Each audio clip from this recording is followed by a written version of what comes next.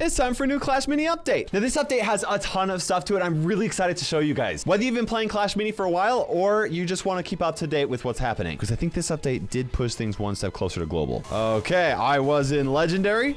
So that's what I get. Okay, this update based off of popular feedback. Well, I don't know if that's exactly why, but they are getting rid of the star exchange. Thank goodness. Anyone who's watched my Clash Mini videos knows that I was not a fan of it. Obviously, one of the biggest changes is they actually added a new hero, and they've got this new hero bundle. Yes, it's $40 US. Quick recap for you host guys that are not aware, the community doesn't like that, at least not everybody. In my opinion, if they need expensive packages like this in order to make the game successful so that the game can be free to play for everybody else, I'm actually on board. I'm not saying that I'm on board yet. I don't know. We'll have to see. But the cosmetics of the game is catered a little bit more to people spending a lot of money. So yes, I am going to be buying this. And we have the newest hero, the Natureborn. This is a cool hero, guys. We also got the skin, which is probably overpriced, but it's fine. Astral Natureborn, very cool. We got an emote. We got an avatar that is new to the game. And then we got a bunch of other awesome resources. And we're gonna cover pretty much everything in this update. We're gonna start off with the newest hero, the Natureborn. Then I'll cover some other really awesome things coming as well. I'll talk a little bit about whether or not I think the game is going to go global as well for those of you guys that still haven't had access to the game yet. Before we continue, I wanted to give a big thank you to Star Trek Fleet Command for sponsoring this video. Star Trek Fleet Command is a free-to-play open world strategy MMO for mobile, and you're gonna want to click the link in the description below to download now. Whether you're already a fan of the Star Trek universe or not, the game actually has a lot to offer. First of all, the overworld in this game is absolutely massive, and for how big it is, it's actually surprisingly organized. Other players can share a planet with you, be a part of your same solar system, or even reside in an entirely different galaxy. There are millions of players to challenge or form alliances with. Another awesome thing about the game is that there are tons of officers and ships to choose from when building up your fleet, so it can always be unique. If you are a fan of Star Trek, you can even unlock real officers and ships from the Star Trek universe like Captain Kirk, Spock, and the USS Enterprise. Or if you're feeling especially villainous and the Federation sounds boring, there's also the Klingon and Romulan officers and ships to unlock as well. Plus, can we just take a moment to appreciate how awesome these graphics are? Now, the game is available through the Amazon App Store, which I highly recommend downloading first. Any in-game purchases you make through the Amazon App Store will give you way more value not only for this game, but other games that are on the Amazon App Store as well. So click that link below to download for free. And once again, a huge thank you to Star Trek Fleet Command for sponsoring this video. I'm also gonna buy this skin pack right here that, in my opinion, is overpriced. But as a content creator, I have to have all the content in the game. And you know what? If the game doesn't go global, it'll all get refunded in Brawl Stars gems, which I will definitely use. But I do think the game's gonna go global, so I need every cosmetic that I can get. Finally, I'm going to buy the mini pass, which is 100% worth it. This is the best way to spend your money in the game. And like, even if you're just a small spender, the mini pass is a no-brainer. Okay, so I actually did the elite one, or the extra one, which means the Wabbit wizard skin is awesome. And not only do we have the Barbarian Hen, we've got the Barbarian, the Wabbit wizard. Gosh, and this is the first ice wizard skin, which is I'm really excited about because I love the ice wizard, the Arctic mage. Very cool. Now it's time for us to upgrade the Natureborn. We're just gonna max her out, guys. Okay, and this should upgrade her all the way up to level 15, which is the highest that you can have in the game. And now we're actually going to upgrade all of her skills. Okay, this is actually insanely awesome. Guys, she's such a cool hero. Let me kind of briefly explain her. Oh, also we're gonna equip this, obviously. Ooh, it has music to it. Okay, so I threw a quick deck together that has all of the skins and can kind of work. I don't know if the deck's actually gonna be that good, but we've got all three of the skins. You know what I mean? Like, we gotta show this off here. Now, the cool thing about the Natureborn is she actually has two different phases, okay? If you place her in the front two rows of tiles, oh, interesting. They're just giving up. Well, okay, cool. Well, then this is a good time to show you. So if you place her in the first two rows, she goes into deer form. But if you place her in the back two rows, she has a human form. Now, either way, she actually, when she charges up her super, she will heal her teammates. And all the other minis around that mini will actually also get healed. But there's a catch. If they get over-healed, or if they're already at max HP, oh, it looks like they are actually playing. Then, oh, the Barbarian is about to go down here. Let's see, he's gonna heal. Okay, heals over 2 seconds, 6 HP over 2 seconds at max level, which is awesome. Plus, they over-healed, which means they actually get an attack buff, which is actually really cool. I don't know if this is gonna be enough. Let's see if the wizard can deal with this. You know what? Now that the wizard's locked onto the witch, I think that we're gonna be solid. Just a couple more hits. Come on. One more. Okay, there we go. That was close. Okay, so now we're gonna put her in the back so that we can get a little bit of a shot of this. So here's how this is gonna work. We're gonna put these two just like that. So now that she's in her human form, when they get overhealed, they actually gain energy for each of the overhealing that they get, or they gain, yeah, so So now she's placed back, and look at this. She's going to heal somebody. They got overhealed, and that means that the witch actually gained energy and was able to spawn her special. So that's actually really cool. I don't know if it's going to be very helpful here. I wish that I had a Valkyrie or something to deal with that witch, because this is very painful. Yeah, we're about to get wrecked. It doesn't even matter that the witch is getting overhealed and is spawning like crazy. That's, oh. Yeah, no, the witch, yeah, that didn't work out. Okay, we've got that pot coming back here. He's gonna wreck my ice wizard. Yeah. We've got to fight fire with fire. I've got to summon a bunch of witches or something like that. Okay, she is now up in the front. Okay, we'll see how this goes. I don't know if this is gonna work out or not. But either way, this does actually showcase how the Natureborn works, and it's really cool. Barbarian is going to deal work, and wow, there's lots of skeletons all over the place here. The extra healing looks like my Natureborn went down, and that's going to be a loss probably, unless, I don't know if I can pull something out of my butt, but I don't think that's going to work out here. Yep, my Ice Wizard's about to get taken out, and my Witch is also about to get taken out. It might have actually worked out for me to actually get my Witch to 3 stars, but I don't know. Now that we showed the actual skins, let's actually make a good deck for the Natureborn. Okay, I created a Natureborn deck to specifically showcase off the healing side of things. So I'm gonna put her in the very back. We're gonna put him up front, and we'll put him up as well. Now where she's in the back, if she overheals somebody, then their supers are going to recharge faster, so they can activate their abilities a little bit more frequently. In order for that to happen, she does actually have to overheal them though. So that Mega Knight did not get overhealed. He did not get additional supercharging, but the guard did, which wasn't very useful because he's not actually tanking damage here. But as you can see right here, she is keeping them alive, which is very useful. We're gonna go into overtime. I don't think that she's gonna be able to keep them alive long enough for her to actually take it. Oh, you know what? The Mega Knight actually had more health, so the Mega Knight did win that round. That healing is actually really good. Now I'm going to put the Electro Wizard in the back next to her so that she should hopefully overcharge his super so that he can actually stun people. So she's going to activate her super, she's going to heal both of them, and the Electro Wizard does recharge and stuns them again. That's actually really fantastic. Okay, he activates it, and she doesn't overheal him. Actually, no, because of the Shield Main's ability. But the Mega Knight is actually doing a really good job at continually stunning them, which is very helpful. Okay, can she keep him alive long enough though? Like, does he have enough HP to deal with that? I don't know. The Shield Main has a lot of HP. That's brutal. Okay, now we've got an Elixir Collector in the back, and I'm hoping that my my Mini Peck is actually going to be able to prevent the Shield Maiden from charging her super and using it as frequently. I don't know if it will actually work out that well. Okay, we've got a stun right there from the Mega Knight. The Electro Wizard is recharging. Oh, okay, our Mini Peck actually just went down. Let's see if he can overheal just a little bit here and stun them again. Okay, we increased that stun duration because of his upgrade, which is really nice.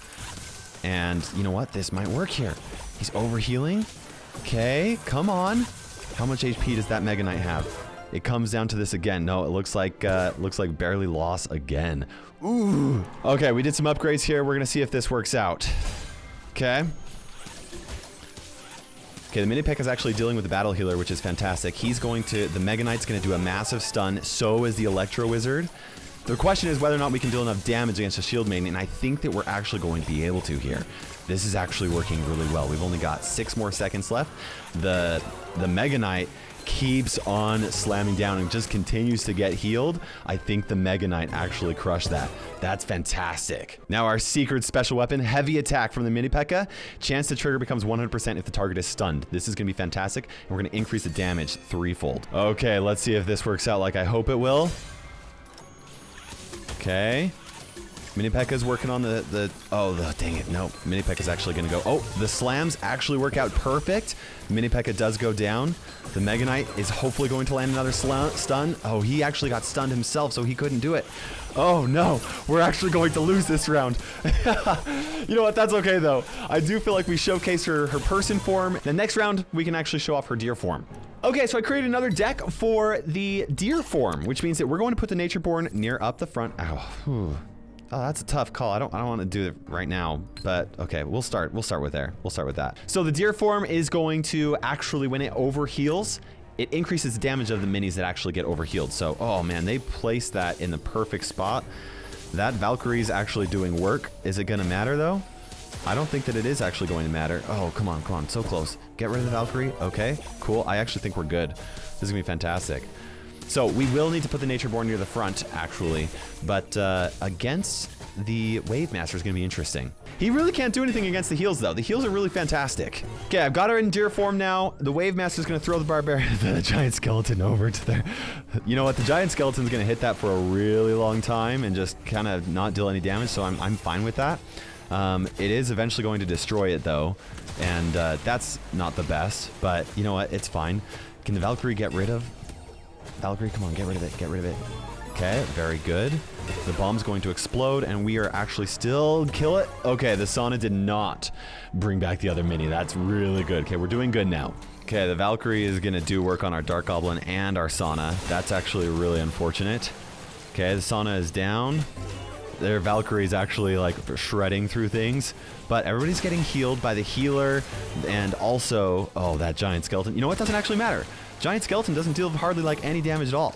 So as long as we can get rid of the Wave Master, like right now, okay, there we go. There we go. That was a solid victory right there.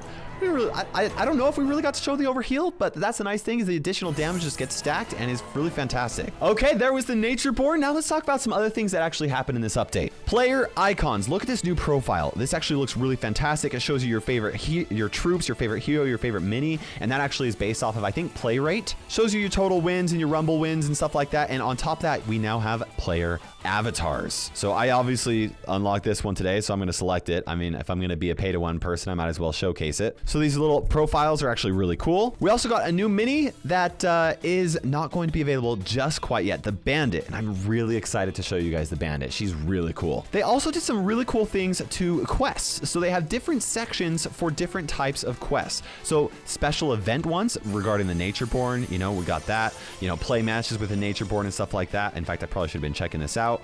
And different crystal coins so you can actually unlock a special Force of Nature icon. So that's going to go right here, which is really awesome. They also have a return quest. So if you guys haven't played in a while and you want to come back, now is actually a great time to do so that you can actually unlock some special rewards. Then of course there's your regular quest that you have every single day, weekly quests as well, and season quests like reach 800 trophies, reach 900 trophies, reach 1,000 trophies. The funny thing is if I wouldn't have lost some matches here, actually, I would still be at that. But then they have career quests that actually last throughout your entire gameplay. So like upgrade heroes. I got that for upgrading the Natureborn, which is awesome. Reach player 27, which is really cool. Reach player 28. Unlock heroes, so I've got that. And then unlock skins. These are for unlocking all of the skins in the game.